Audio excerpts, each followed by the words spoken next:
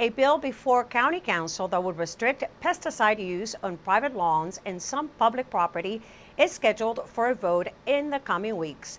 Susan Kenedy reports. The measure would prohibit the use of certain pesticides on lawns and also on certain county-owned property.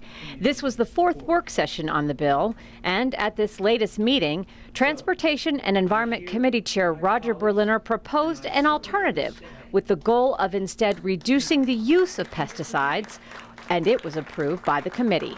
What this measure does is it calls for a 50% reduction in the use of pesticides in our county over the next 3 years. And if we don't achieve that, to really look and say, okay, we need to do more. And in the meantime, we're going to protect children at playgrounds and at tot lots, public and private. And we're saying to our public, when you use pesticides, you need to sign a form that shows you're aware of the risks and aware of the alternatives. So we increase awareness. You know, you can't go from 0 to 60 in these kinds of initiatives. What we're looking at here is the most aggressive approach to pesticides in the nation. And that's the issue. That's a great thing. 72% felt that we should go ahead with Bill 5214. Now, however, Council President George Leventhal, the original bill's lead sponsor, says he has received thousands of letters and correspondence in favor of his measure. He says he will continue to push for stricter rules regarding pesticides until the council takes a final vote.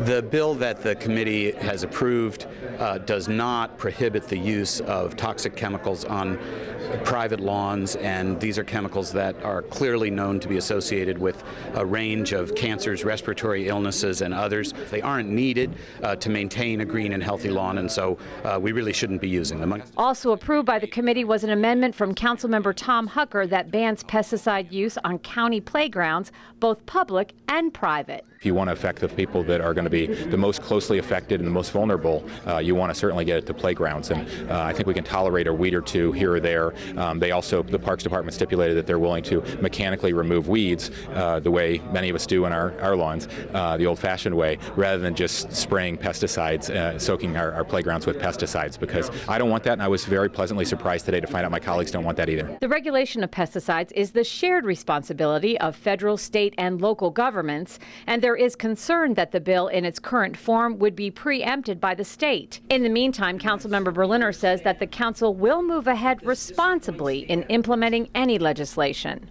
It will be the strongest anti-pesticide measure any major jurisdiction in the United States has adopted. Our job isn't simply to cede to the advocates' will, it is to be responsible in how we move this issue forward. And I feel like this does this in the most responsible way I knew how. In Rockville, I'm Susan Kenedy for County Report This Week.